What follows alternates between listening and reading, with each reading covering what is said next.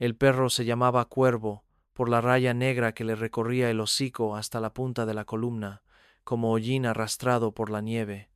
No ladraba a menos que fuera importante. Había sobrevivido a 2 arreos de ganado, 3 tiroteos y un invierno en Kansas que destrozaba los graneros como costillas viejas. Su amo, Wade Coleridge, confiaba en Cuervo más que en cualquier otro hombre que hubiera conocido durante la guerra o desde entonces. Estaban a 50 kilómetros del límite del condado de Sundown cuando el viento cambió a oeste. Crow movió las orejas, hundió el hocico en el polvo. Wade, con la silla pesada y curtido por el sol, se detuvo a medio trago de su cantimplora. Crow rara vez frenaba el paso, a menos que algo anduviera mal. El perro avanzaba a paso lento, entre la sombra de los cactus y la tierra dura. Wade chasqueó la lengua y azuzó a la yegua tras él. Pasaron junto a un poste oxidado de una cerca, perdido hacía tiempo en los límites del rancho, una calavera enredada en el alambre, una bota medio enterrada en la arena. El mundo allí afuera estaba hecho de olvidados y perdidos. Grow se detuvo. Wade desmontó lentamente. Sus botas aterrizaron suavemente en el polvo, que aún conservaba el frío de la mañana, aunque el sol ya era cruel. Cuervo gimió, de ceniza húmeda, labios partidos, cabello enredado y manchado de sangre. Su vestido, antes azul pálido, estaba destrozado por las espinas y el viento, con el dobladillo deshilachado como el aliento de un lobo. Wade no habló. Se agachó junto a ella y le puso el dorso de la mano cerca de la boca. Había aliento, fino y seco como el papel, pero aliento. Cuervo se sentó en cuclillas y la miró fijamente. Le hizo agua a los labios. Tragó saliva una vez y luego se convulsionó. El polvo se levantó de su garganta con una tos leve. Intentó moverse, pero no pudo. Sus ojos parpadearon, pero no se abrieron. Él la subió a la silla y la ató en su lugar, con los brazos flácidos como una cuerda. Montó detrás de ella y guió a la yegua hacia las colinas, donde una cabaña de caza medio en ruinas se alzaba oculta tras los álamos, un lugar que Wade no había visitado desde que las lluvias de primavera le rompieron el techo. Era mejor que dejarla a merced de los buitres. No pesaba casi nada, una chica que había sido vaciada por algo demasiado grande para sus huesos. Cuervo corría delante, guiando el camino como si supiera que pertenecía a algo importante. Al anochecer, la puerta de la choza crujió en su única bisagra. Wade la depositó en el viejo catre, rasgó su camisa en tiras para vendarla y vertió whisky en sus heridas abiertas. Ella no despertó, pero se sobresaltó por la picadura. Él habló poco, le limpió las extremidades, le quitó zarzas de los pies. Tenía los tobillos desgarrados, las costillas demasiado afiladas. Alguien la había cazado o la había abandonado por cosas cazadas. Él dormía cerca de la chimenea, con un ojo abierto y el rifle sobre el regazo. Cuervo se acurrucó junto a su catre, con la cabeza sobre sus patas, observándola respirar. Pasaron 2 días antes de que abriera los ojos. Eran verdes, no pálidos, sino profundos, como musgo prensado en piedra. No habló, solo lo miró. Él le ofreció agua. Ella la tomó y bebió en silencio. ¿Sabes dónde estás?, preguntó. Sus labios se separaron. No. Él esperó. Ella no dijo nada más. Nombre. Tragó saliva, no lo sé. Frunció el ceño. ¿No lo recuerdas? No. ¿Mentira o tal vez no? Pero Wade había aprendido hacía mucho tiempo que una mentira dicha por una mujer herida merecía ser escuchada. ¿Tienes una marca?, preguntó. Ella parpadeó. Cicatriz de tatuaje, colgante. Levantó el brazo y lo giró. En la parte interna de la muñeca, una extraña quemadura, circular, no una marca, sino deliberada. Wade no mostró su reacción, pero algo se movió en su pecho, algo frío y antiguo. Había visto esa marca una vez, hacía mucho tiempo, en una carta doblada con su nombre grabado en una esquina. En otra vida, antes del ganado, las armas y el silencio, Wade Coleridge había sido prometido a una chica, un extraño acuerdo entre 2 familias. Ella era del este de Missouri. Se llamaba Ruth Vexley, hija de un comerciante de vidrio con deudas y tierras en decadencia. Wade nunca la conoció. Solo vio la miniatura pintada en el reverso de una carta y la marca grabada en el sello de lacre. Una quemadura en forma de anillo, algo que su madre había usado para alejar el mal, con métodos antiguos que no se hablaban en los ayuntamientos. Desapareció 2 años después, y el matrimonio se canceló. Nunca volvió a pensar en ella. La chica de la choza se curó lentamente. Hablaba poco, pero lo observaba todo. Cuando Cuervo se apartaba de ella para ir a buscar una serpiente o perseguir un conejo, lo echaba de menos. Wade lo notaba en la forma en que sus dedos se crispaban contra el marco de la cuna. Dormía con las manos apretadas como garras. Wade la oía llorar por la noche, no con palabras, sino con sonidos entrecortados. Nombres, tal vez, o recuerdos que aún no había reclamado. Él no insistió. Aún no. Una mañana, ella preguntó, ¿por qué te detuviste? Preguntó, ¿por qué te detuviste? Cuervo te encontró. Ella miró al perro, él le devolvió la mirada. ¿Por qué no me dejaste? No parecía correcto. Ya has hecho cosas malas antes. Él sostuvo su mirada, muchas veces. Ella asintió como si ya lo supiera. Al 6.º día podía caminar. Wade le dio su camisa vieja, un cinturón para atar la tela y hacerla menos desgarrada por el viento. Ella la tomó con la gracia serena de quien sabe que no debe pedir más. Necesitarás un nombre, dijo. Miró hacia la ventana. Me gusta Ruth. Él no reaccionó, solo la observó, y el viento le aplastó el pelo contra la mejilla. Bien, dijo. Ruth será. Cuervo gimió. La habitación quedó en silencio. Se giró hacia el perro y dijo, no a Wade, sino al aire que los separaba. Creo que debía encontrarte entre ellos. Creo que debía encontrarte. Wade no respondió. Afuera, el viento arreció. A lo lejos, un pájaro chilló como si supiera lo que ella quería decir. La atrapó una vez, días después, intentando encender un fuego con las manos desnudas, golpeando piedra contra piedra con furia temblorosa. Tenía los dedos ampollados, la cara hundida por algo que él no había nombrado. ¿Quién lo hizo?, preguntó. Sus ojos se volvieron vidriosos. Creyeron que estaba muerta. Wade asintió. Había visto ese tipo de error antes. El tipo que deja a una persona caminando mucho después de que su sombra se hubiera rendido. La dejó quedarse. Ella lo ayudó a reparar el techo, a buscar leña, a hervir agua. Ella nunca le preguntó qué hacía antes de esta vida.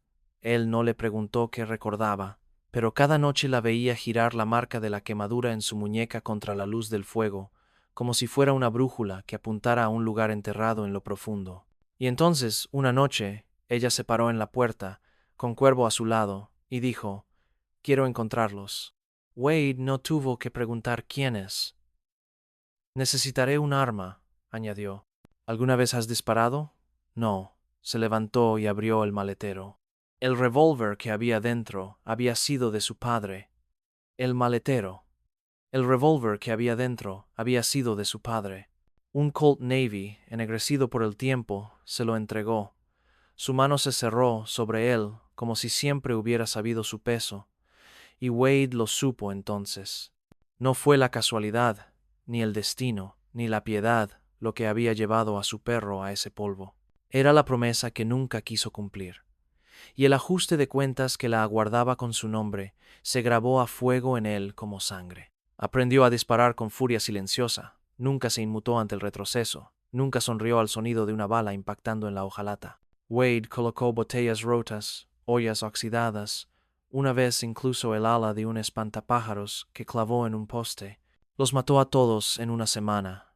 Él habló poco, solo le ajustaba el agarre cuando era necesario, le recordaba que respirara antes de que se rompiera el gatillo. Ella no le dio las gracias.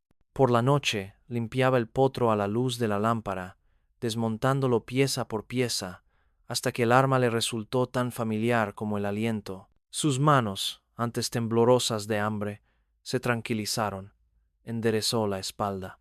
Empezó a usar las viejas botas de Wade, demasiado grandes pero resistentes, y el abrigo que le había quedado pequeño en Texas.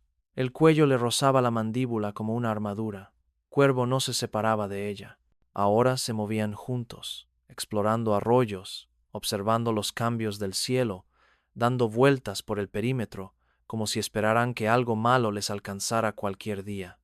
Wade sabía que no debía preguntar cuándo. Una mañana encontraron a un jinete, medio enterrado bajo la maleza, boca abajo, con los brazos extendidos.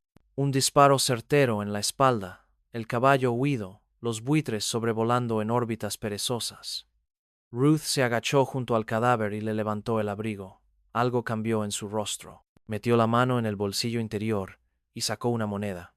Negra y plana, grabada con un símbolo tosco, un círculo sobre una cruz, la marca de los jinetes del ocaso, un grupo del que Wade había oído hablar y al que nunca quiso conocer.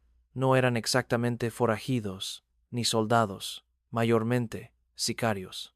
Asesinos sin bandera, sin hogar, sin más reglas que las escritas en sus monedas. Silencio por plata, muerte por oro. Se puso de pie y dijo: él era uno de ellos, ¿te acuerdas? Recuerdo al que me entregó a ellos. Wade le sostuvo la mirada. ¿Quién? Mi padre, lo dijo con toda franqueza, sin lágrimas, sin temblores en la voz, solo la verdad, pura y tajante.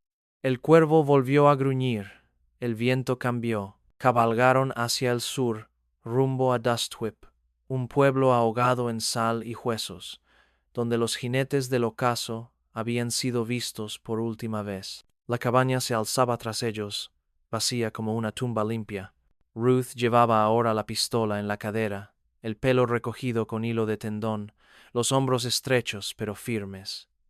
No habló durante horas, solo observó la tierra pasar en silencio. Wade conocía esa mirada, la que tenías cuando ya no pertenecías al mundo antes del dolor. Un látigo de polvo se alzaba de la tierra como una costra. La mitad de los edificios estaban quemados. El salón se inclinaba hacia el este, como si estuviera cansado de estar en pie. Wade entró primero, Ruth detrás, con Crow bajo sus pies. El sheriff se había ido, la oficina de correos estaba tapiada. Solo la tienda tenía vida. Lámparas tenues, 2 caballos atados en la entrada, y una chica barriendo el porche, como si supiera que no era bienvenida a ninguno de los 2 lados de la puerta. Dentro, un hombre con abrigo de jugador levantó la vista de un montón de bolsas de flores. Ruth pasó junto a Wade y dejó la moneda negra en el mostrador. ¿Dónde está el hombre que lleva esto?, preguntó. El jugador entrecerró los ojos. ¿Cuánto apuesta? Mi nombre. El hombre dudó. Wade dio un paso adelante. Conserva la mandíbula, ya basta. El jugador señaló con la cabeza hacia la trastienda.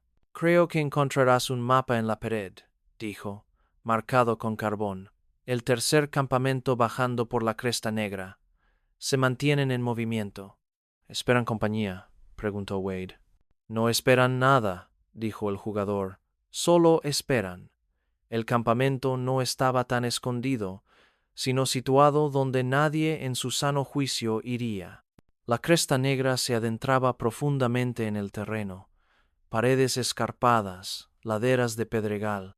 Solo un sendero conducía hasta allí, flanqueado por árboles muertos y estacas de hierro retorcidas de alguna antigua mina. Ruth caminaba delante. Se movía como si volviera a casa. Wade se quedó atrás, con el rifle listo. Crow se interpuso entre ellos. Vieron al primer centinela al anochecer. Ruth le disparó en el ojo, sin vacilar, sin temblar. El segundo hombre murió mientras dormía, con la garganta degollada. Ella le quitó el cuchillo. Wade no le preguntó si lo había hecho antes. Llegaron al corazón del campamento a la luz de la hoguera. 6 hombres estaban sentados alrededor de las brasas. 2 mujeres estaban encadenadas cerca, demacradas y descalzas. Un carro cargado de cajones yacía en las sombras, con una rueda rota y la lona manchada. Ruth entró en el círculo de luz de la hoguera. Los hombres se levantaron, confundidos, a punto de coger sus armas. Ashid desenfundó primero. 2 cayeron antes de disparar. Los demás se dispersaron. Uno corrió hacia el carro. Wade le disparó por la espalda. Otro probó las rocas. Cuervo saltó y se arrancó la pierna. Solo quedaba un hombre, tambaleándose hacia el fuego, con las manos en alto. Ruth apuntó. Dijo, Ruth Bexley. Le temblaba la mano. Wade se acercó. Ya lo conoces. Ella asintió. Fue él quien dijo que estaría mejor así. El rostro del hombre cambió. Tu padre hizo el trato. Lo sé, sonrió torcidamente. Ahora es rico. Vendió el terreno. Borró el nombre del registro. Estás muerta, muchacha. Moriste hace 2 inviernos. Ella le disparó en la rodilla. Él gritó y se desplomó. Viví, dijo ella. Luego le disparó en el corazón. Quemaron el campamento, liberaron a las mujeres, enterraron a los muertos. Ruth permaneció de pie sobre las cenizas hasta que el sol asomó en el horizonte, con el rostro indescifrable. Wade no dijo nada. Sabía que la venganza podía acallar el pasado, pero nunca lo silenciaba. Aún así, había una paz en sus hombros que él no había visto antes. No la había visto antes. Ella lo miró. Necesito encontrarlo. Wade asintió. Un cuervo ladró una vez. Saint Ellison, dijo Ruth. Ahí es donde van los registros de tierras. Ahí es donde viven las mentiras. Wade ensilló el caballo. Luego cabalgamos. El camino hacia el este era largo, pero ella cabalgaba sin miedo. La novia regresaba a casa. Saint Ellison se sentó al borde de la cortesía como un borracho en un banco de iglesia, fingiendo lo suficiente para conseguir lo que quería. Eran vías de tren y fajas rojas, botas lustradas con sangre debajo, el tipo de pueblo que compraba silencio a granel y enterraba errores tras la capilla. Llegaron a la luz de la luna. Wade dejó el caballo atado bajo los sicomoros a media milla de distancia. Ruth caminaba delante, con Crow en silencio a su lado. No llevaba cofia ni guantes. Que le vieran la cara, pensó Wade. Que adivinaran qué recordaba. Que le vieran la cara, pensó Wade. Que adivinaran qué recordaba. Al principio, nadie los notó. La noche era ruidosa, con violines y atizadores, chicas riendo con fuerza como cristales rotos en las ventanas del bar. Pero Ruth no iba allí. Fue al juzgado. Estaba cerrado, claro que sí. No se detuvo. Sacó el potro y cerró la cerradura de golpe. Wade arqueó una ceja. Sutil, dijo. Ella no respondió. Dentro, el aire apestaba a moho y tinta vieja. El polvo flotaba como espíritus inquietos. Ruth se acercó al escritorio y abrió cajones hasta encontrar las escrituras. Sabía lo que buscaba. Aquí dijo, levantando una página doblada. El papel estaba amarillento, pero el nombre estaba fresco. Jameson Bexley, otorgante. Matías Templeton, comprador. Transferido 6 meses después de su desaparición. Sellado con un emblema notarial que Wade reconoció. Un antiguo rótulo familiar quemado durante la guerra, se creía extinto. Pasó la página.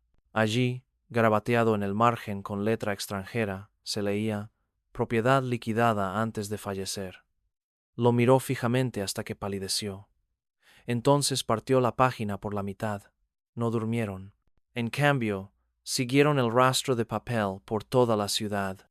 Cada nombre conducía a otro: gerente de banco, corredor de tierras, funcionario de la iglesia, Saint. Ellison había enterrado el trato bajo capas de sonrisas y escrituras. Al amanecer, Wade tenía 2 nombres garabateados en su cuaderno: Templeton y Clive Doran, uno rico, otro letal. Templeton ahora era dueño de las tierras. Doran había facilitado el intercambio. Doran dirigía a los guardias, y estos mantenían a mujeres como Ruth en carros, en campamentos, en silencio. Ella descubrió el burdel por el olor antes de que lo vieran. Perfume y humo de pipa, carne demasiado blanda para el frío. Abrió la puerta una chica, de no más de 15 años. «Busco a Clive», dijo Ruth.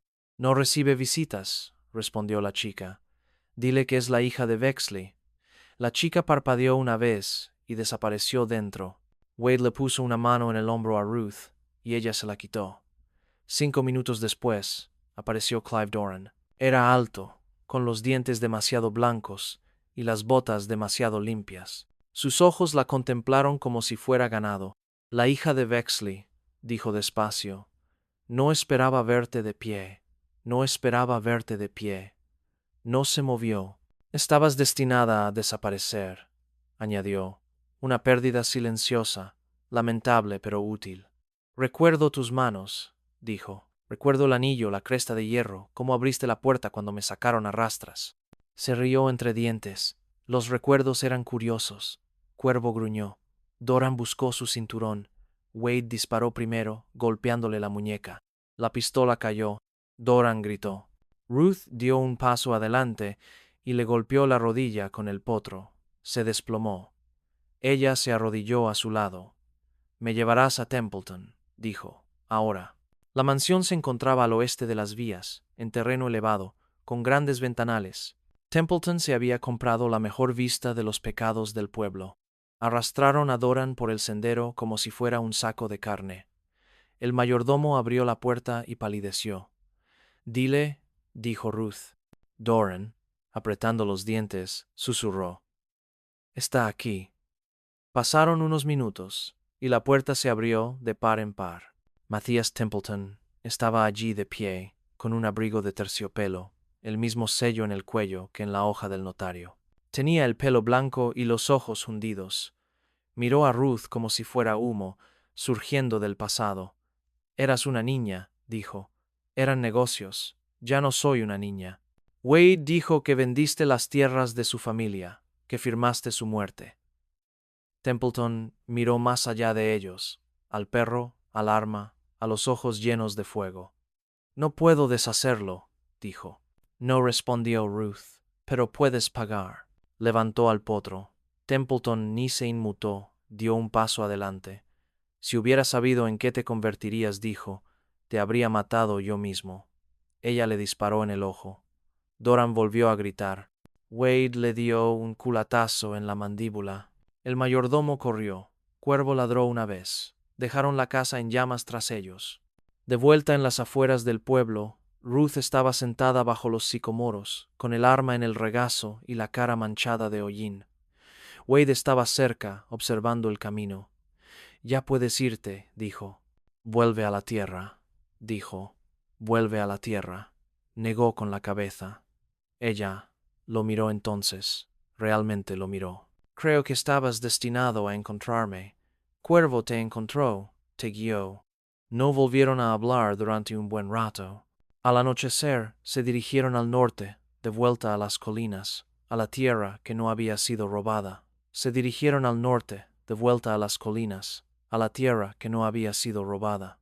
La guerra no había terminado, pero los fantasmas eran menos numerosos. La primavera llegó cabalgando sobre el polvo y el trueno. Llovió con fuerza, creando barrancos en el sendero hacia el norte, inundando los ríos secos con agua roja.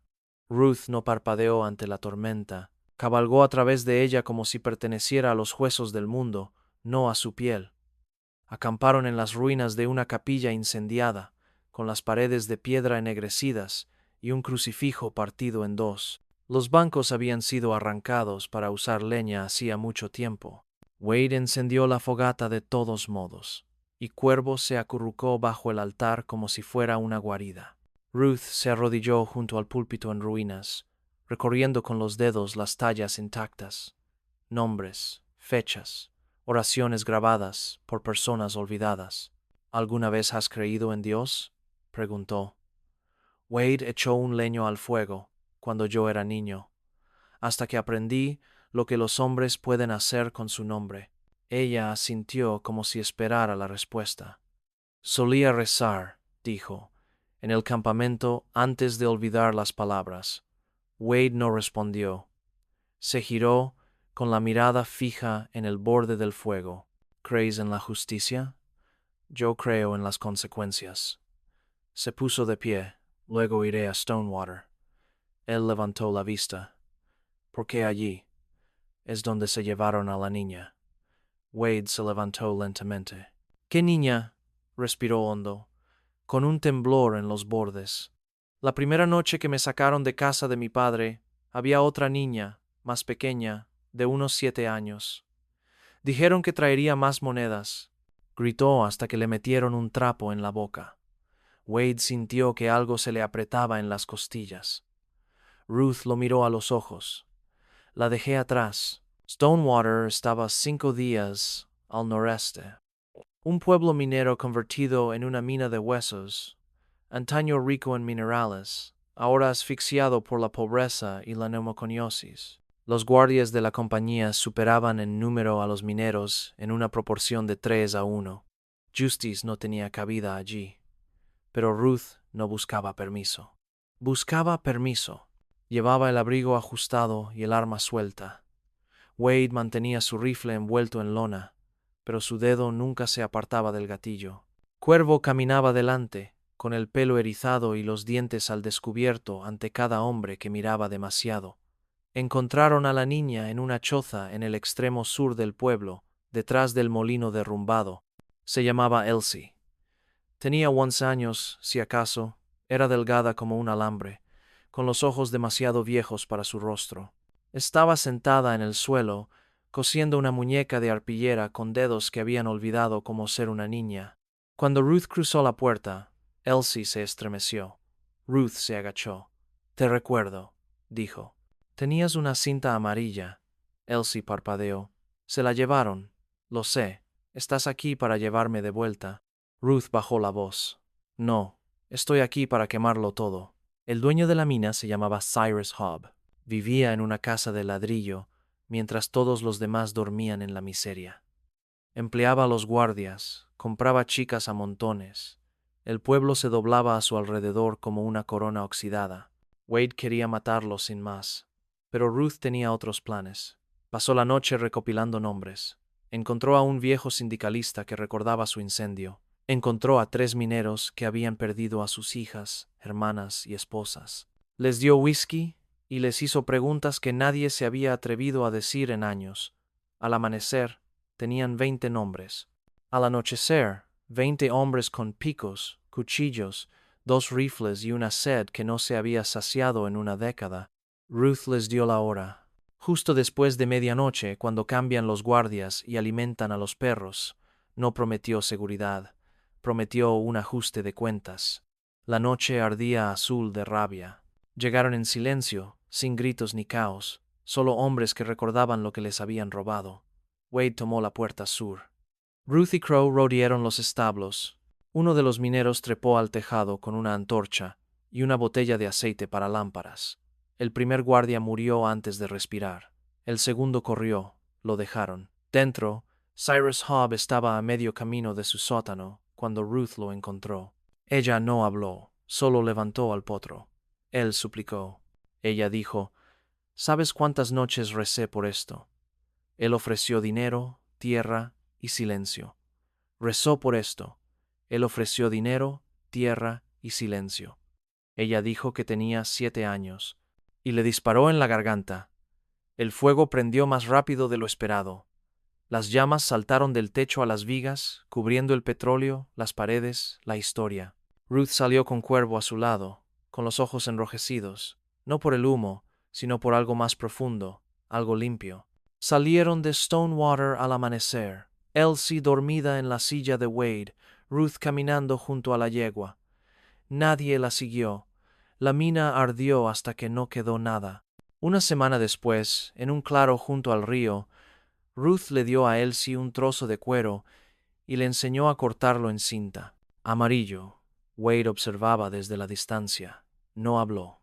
Sabía que la guerra estaba cambiando. Ya no se trataba solo de venganza.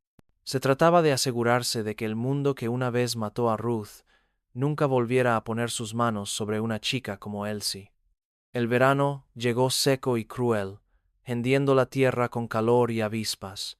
Los ríos se redujeron a hilos y las colinas enmudecieron. Ruth, Wade y la niña, Elsie, se movían como fantasmas por lo que quedaba del campo. Dormían en graneros abandonados, antiguas estaciones de paso, bajo árboles que aún mostraban agujeros de bala de guerras de las que nadie hablaba. Elsie aprendió rápido. Observó a Ruth limpiar el arma.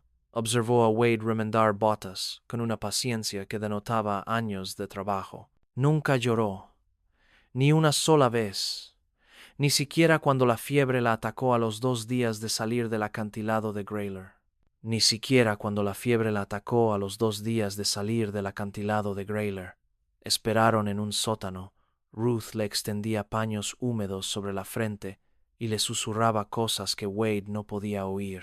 Cuervo no se apartaba de la entrada, simplemente permanecía tumbado, con las orejas moviéndose, como si algo la esperara arriba.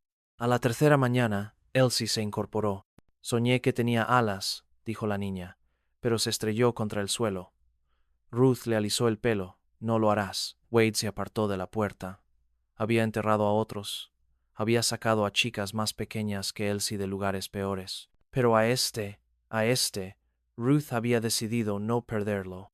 Llegaron a Hollow Creek a finales de julio, un pequeño pueblo, habitado principalmente por peones agrícolas y sepultureros. No aparecía en la mayoría de los mapas. El predicador era un excontrabandista tuerto que cazaba parejas por pan y las enterraba por whisky. Ruth le pidió una pala, no una tumba, sino la caja. La encontraron 3 kilómetros al norte, bajo un roble seco. Wade recordaba haberlo enterrado el año que terminó la guerra. Dentro, una bolsa sellada, una llave oxidada y una carta sin abrir. Ruth rompió el sello con el pulgar. Wade guardó silencio mientras leía. Dobló el papel y se lo ofreció. Me prometieron a ti, dijo, firmado con la mano de mi padre. Wade lo tomó, lo escribió y lo arrojó al fuego. No quiero una promesa de un hombre que te vendió, dijo. Ruth bajó la mirada hacia su muñeca, la cicatriz aún pálida y dura contra su piel. Yo tampoco. En Hollow Creek alquilaron una cabaña que daba al este. Elsie dormía en un catre. Wade remendó el techo. Ruth trabajaba en el campo con las mangas arremangadas y el potro bajo el cinturón como una advertencia grabada en hierro. Durante un tiempo todo estuvo en calma. Entonces, una noche, al volver la lluvia tras meses de silencio, Crow se irguió en la puerta. Wade tomó su rifle. Una figura se quedó en la oscuridad, con el sombrero empapado y las manos en alto. No voy armado, dijo el hombre. Me llamo Marín, vengo del sur. Ruth se acercó a Wade con la mirada penetrante. ¿Qué quieres? Vi el incendio en Stonewater, vi lo que hiciste, y tengo chicas desaparecidas en mi pueblo. 2, quizá 3. Se las llevaron de la misma manera, supongo. Quizás seas de los que detienen ese tipo de cosas. Ruth no dijo nada durante un buen rato, solo lo miró fijamente. Luego asintió una vez. Tendrás que pagar. No tengo monedas. Entonces sangra junto a nosotros. El hombre asintió, y así la guerra no había terminado. Solo seguía avanzando. Pasó un año. Ruth cabalgaba menos, pero entrenó a Elsie con pedernal, con pólvora, con una vista aguda para las mentiras. Le enseñó a rastrear, a desaparecer en el mundo sin perderse. Wade recorría las afueras de los pueblos, susurrando a viudas, exsoldados y huérfanos, que recordaban rostros en la oscuridad. Dejaron notas en los huecos de los árboles, señales en cordel y piedra, un ejército silencioso que surgía del olvido. Lo llamaron la marca de ceniza, por la marca en la muñeca de Ruth, por lo que se quemó y no pudo reconstruirse. Una tarde, Ruth se encontraba al borde del trigal, detrás de la cabaña. El cielo era naranja sangre y el viento amainaba. Cuervo estaba sentado a su lado, con el hocico gris ahora. Elsie recogía flores cerca de la cerca. Wade se apoyó en la barandilla del porche, observando. ¿Te has preguntado alguna vez, dijo Ruth, qué habría pasado si me hubiera quedado muerta? Wade no respondió de inmediato. Luego no. Volvió a mirar. ¿Por qué no? Porque no lo hiciste, y todo lo que viene después es tuyo. Se giró hacia el horizonte. No, ahora es suyo. Y asintió con la cabeza hacia la chica, con un lazo en el pelo, un cuchillo en el cinturón y las botas cubiertas de tierra. El viento soplaba como un soplo por el campo.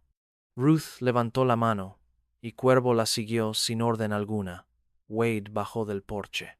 Y Elsie sonrió, pequeña y extraña, como quien ha visto el infierno y la salida.